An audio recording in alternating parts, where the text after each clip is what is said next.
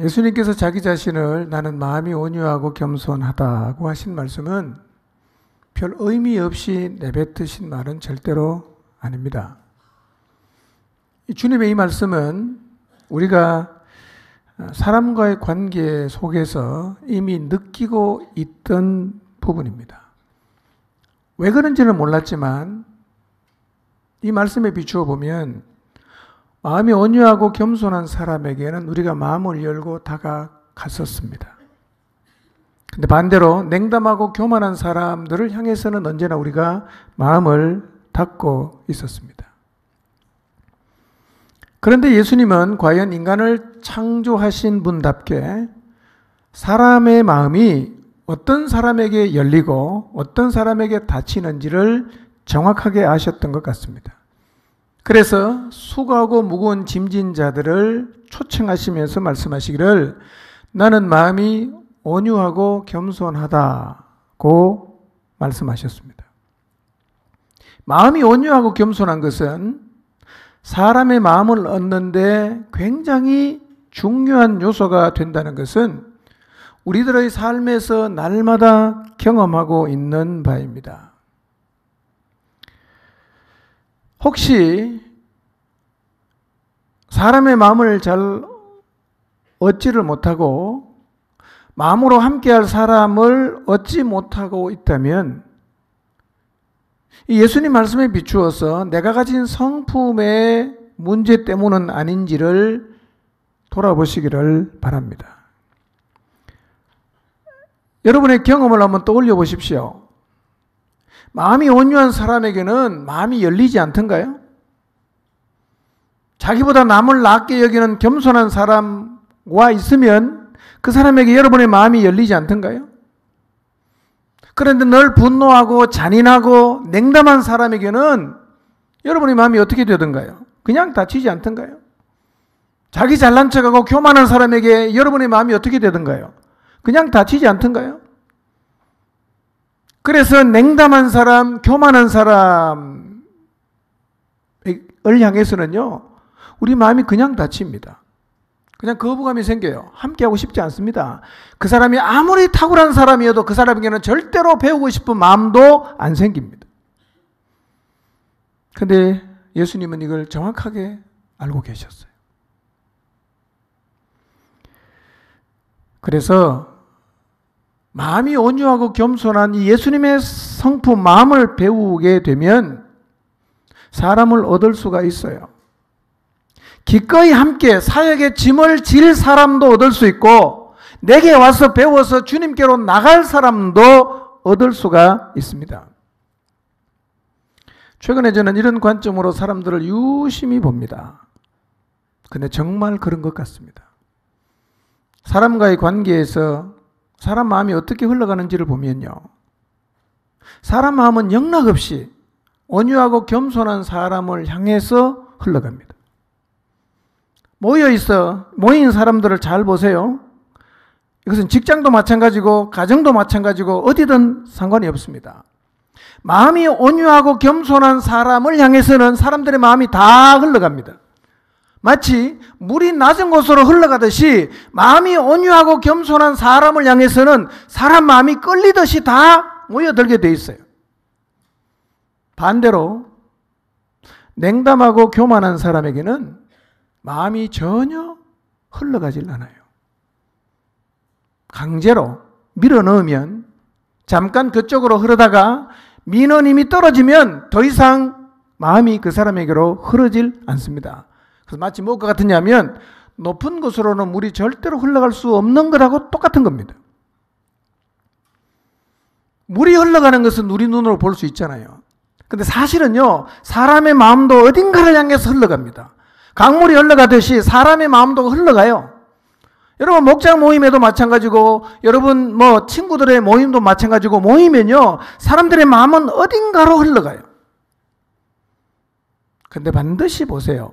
온유하고 겸손한 사람에게로 사람들의 마음은 다 흘러갑니다. 예수님은 너무 잘하시는 것 같지 않습니까? 그분은 정말 인간을 만드신 분 맞아요. 사람의 마음이 어떻게 흘러가는지, 어떻게 작동하는지를 그분은 너무 정확하게 잘 알고 계십니다. 여러분들, 사람들이 모인 곳은 어디든 간에 사람들의 마음은 눈에 보이진 않지만 다 어딘가를 향해서 흐르고 있습니다. 어딘가를 향해서 흘러가요. 다른 사람 말고 여러분 자신을 잘 생각해 보세요. 친구의 모임에 갔어요. 낯선 사람들의 모임이지만 모임이 있어서 갔을 때 여러분의 마음이 어떤 사람을 향해서 열려서 흘러가는지를 생각해 보세요. 거들먹거리고 잘난 척하고 냉담한 사람에게 여러분 마음이 흘러가던가요? 다 다칩니다. 처음 만났지만 따뜻하고 인내할 줄 알고 자기를 다른 사람보다 낮게 여기는 사람들을 향해서는요, 그냥 마음이 열리고 그냥 흘러가요. 그러니 예수님께서 나는 마음이 온유하고 겸손하다고 하신 말씀은 굉장히 중요한 의미를 담고 있는 말씀입니다. 그런데 세상에는 마음이 온유한 사람이 너무 적어요. 겸손한 사람도 너무 적습니다. 여러분은 겸손하십니까? 여러분은 온유하십니까? 누군가가 내 마음에 들지 않은 행동을 할 때 인내하면서 따뜻하게 친절하게 대하시나요? 아니면 화를 내고 몇 번 반복해도 안 되면 잔인할 정도로 갚아주려는 그런 행동을 반복적으로 보이고 계십니까? 사실은 온유와 겸손은 노력을 해야 되는 것은 분명하지만 인간의 노력으로는 불가능한 것입니다. 이것은 타고난 성품과는 좀 다른 것입니다. 온유는 타고난 성품이 아니에요. 비슷하게 보이긴 하지만 온유와 겸손이라는 것은 타고나는 게 아니라 온유는 성령의 열매입니다. 갈라디아서 5장 23절에 보면 성령의 열매가 9가지가 있는데 9가지를 말하면서 단수로 말한단 말이에요. 그러니 9개 중에 3개는 되고 6개는 안 되고 믿음이 좋으면 6개는 되고 3개는 안 되고 그런 게 아니라 되면 다 되는 거고 안 되면 다 안 되는 거예요. 왜냐하면 하나이기 때문에. 9가지를 말했는데 사실은 그게 하나란 말이에요. 성령의 지배를 받을 때 우리의 삶에서 나타나는 열매 중에 하나가 온유라는 것입니다. 야생마를 길들인 것을 온유라고 말하거든요. 우리 다 야생마 같은 사람이었어요. 그런데 성령님에게 길들여지기를 시작했어요. 놀랍게 변하는 거예요. 따뜻해졌어요. 친절해집니다. 참을 줄을 알아요. 분노하지 않습니다. 복수하지 않아요. 잔인하지 않습니다. 성령이 맺게 하시는 열매입니다. 겸손은 어떤 것입니까? 빌립보서 2장 말씀 보니까 겸손은 예수 그리스도의 삶 그 자체입니다.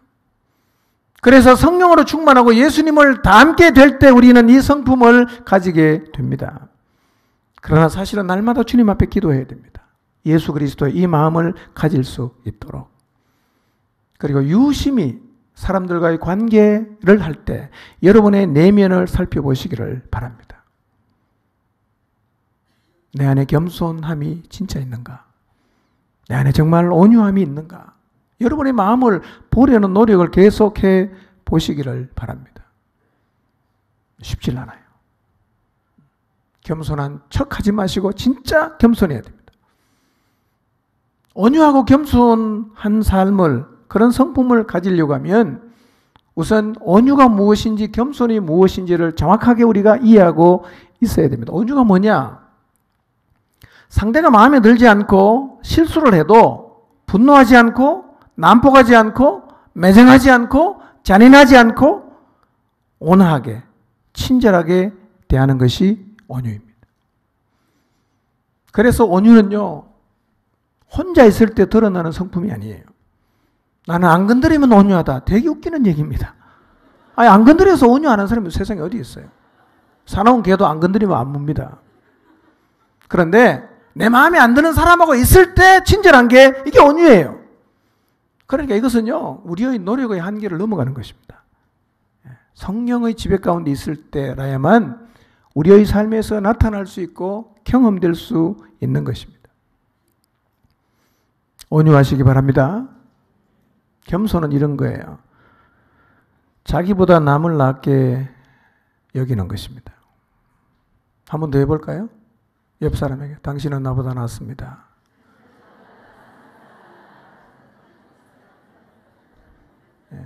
속으로도 그렇게 말해야 돼요. 입으로는 그렇게 말하지만 속으로는 그래도 니는 항상 한참 내 밑에 있어. 뭐 이렇게. 예. 나보다 남을 낮게 여기는 겁니다. 자신을 낮추는 거예요. 또 하나 중요한 겁니다. 하나님의 질서에 순종할 줄 아는 게 겸손이에요. 여러분 살다 보면 여러분보다 나이가 어린 사람이 여러분의 영적 권위가 될 수 있고요. 살다 보면 여러분보다 사회적인 지위가 없는 사람이 여러분의 영적 권위로 설 수도 있어요. 지식이 적은 사람이 영적 권위로 설 수도 있습니다. 겸손이 뭐냐? 그 하나님의 질서를 받아들이는 거예요. 예수님은 어떻게 순종했습니까? 하나님하고 똑같은 분이었어. 본체 자체였습니다. 그러나 너하고 나하고 똑같다 이렇게 하질 않았어요. 하나님의 질서를 인정하고 어디까지 순종했어요? 죽을 때까지. 이게 뭐냐? 이 예수님의 모습을 성경은 겸손이라고 말합니다. 겸손. 여러분 모두가 겸손한 사람이 되시기를 바랍니다. 진짜 한번 겸손한 사람이 되어보세요. 사람들을 만날 때마다 늘 생각하세요. 당신이 나보다 낫습니다. 당신이 나보다 낫습니다. 진짜 낫습니다. 이렇게 우리가 겸손해지기 시작하면요. 사람들의 마음이 우리를 향해서 흘러오기를 시작할 것입니다. 이 온유와 겸손은 사역에만 해당되는 건 아닙니다. 여러분 세상 속에 가서 전도를 하기를 원한다면 이런 사람이 되어야 됩니다.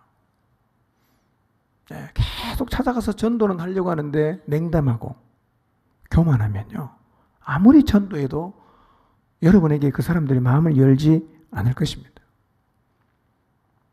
여러분 불신자도 똑같습니다. 사람의 마음은요. 온유하고 겸손한 사람을 향해서 열리고 온유하고 겸손한 사람을 통해서 흘러가게 되어 있습니다.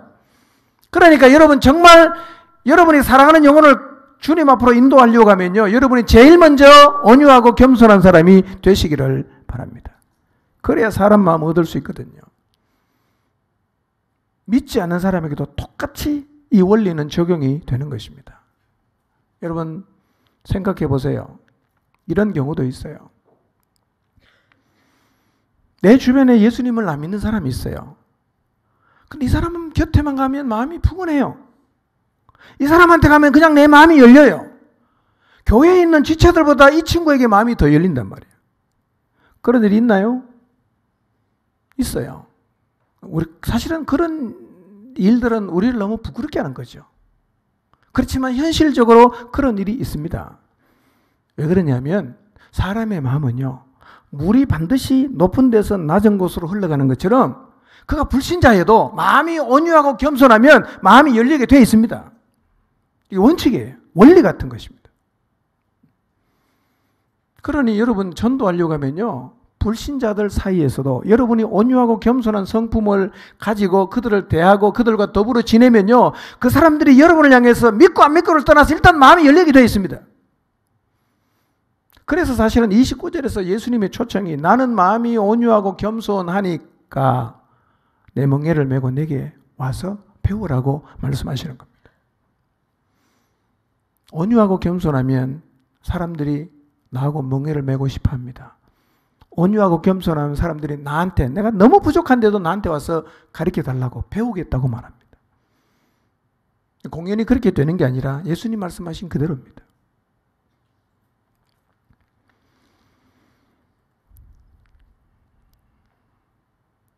사역자도 마찬가지고 영혼을 얻어 전도하려는 사람도 똑같이 마찬가지입니다. 예수님 마음처럼 온유하고 겸손한 마음을 갖게 되시기를 바랍니다. 29절을 다시 한번 읽읍시다. 시작. 나는 마음이 온유하고 겸손하니 나의 멍에를 메고 내게 배우라. 그리하면 너희 마음이 쉼을 얻으리니. 나는 마음이 온유하고 겸손하다. 이 주님 마음을 여러분 모두가 배우시고 여러분도 예수님처럼 마음이 온유하고 겸손한 사람들이 되시기를 주님의 이름으로 축원합니다. 기도합니다.